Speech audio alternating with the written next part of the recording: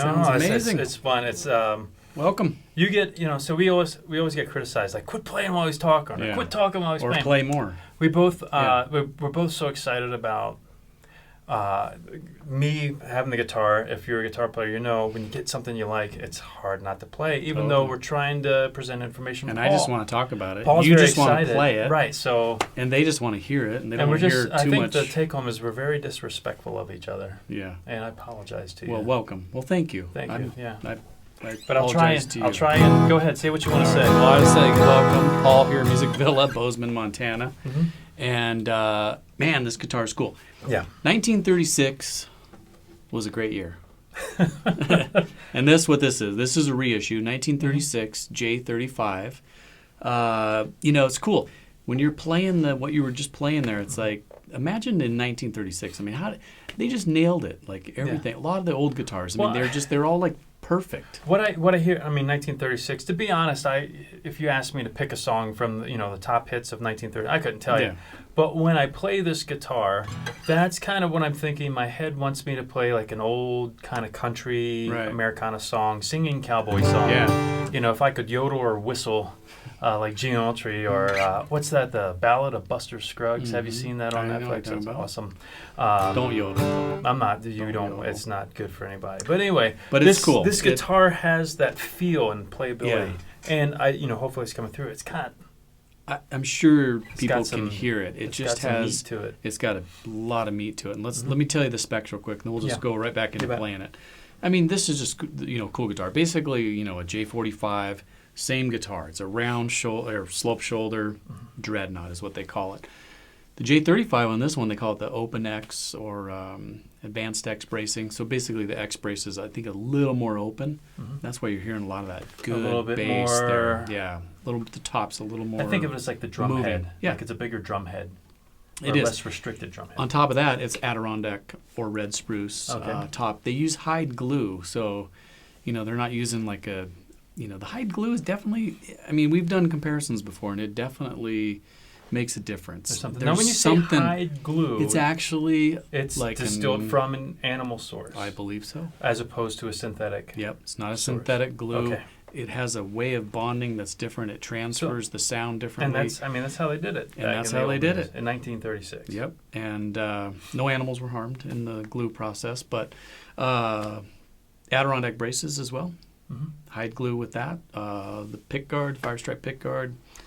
It's just a cool guitar. Well, tell me about this, because the other thing I'm noticing here is that it's got what I think of as a very light finish. It's mahogany. The coating. Oh yeah. Sorry, that is true. It's a thin nitro finish. So, a couple of coats of lacquer and.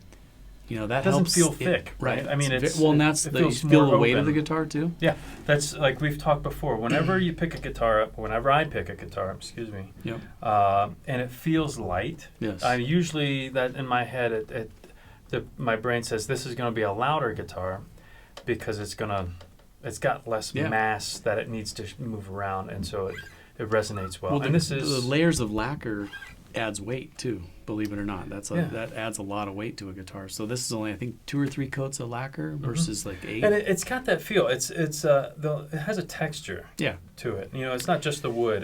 That's kind of going into the pores of the wood, and they can't really buff this out much more than that. Mm-hmm. Otherwise, it'll go right through the lacquer. So that's why it kind of is going to stay. It feels like you can feel the texture through the finish. Yeah. Is how I describe it. That gives me the sense of an older instrument. Yep.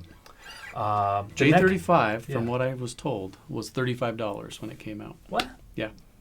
Then they came out with the J-45. I wonder about that. And that was $45. If you adjust for inflation, what would $35 be back then?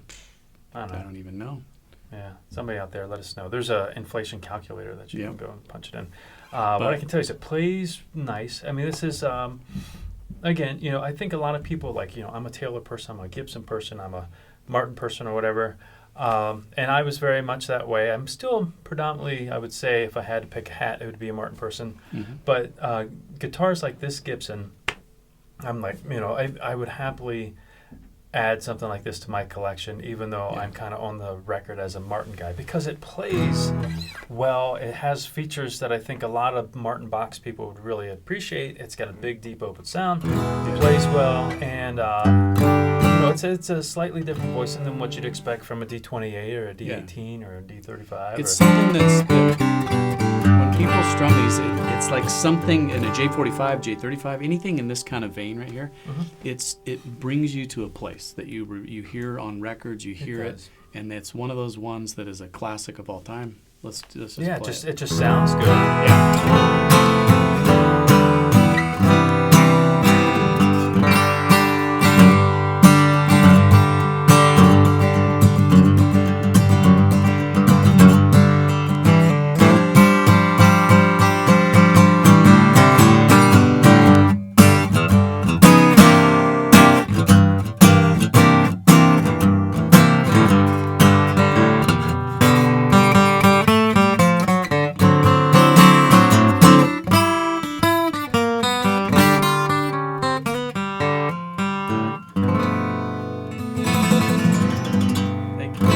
Yeah, man. Fun. I appreciate it. Super nice. Thanks for watching, everybody.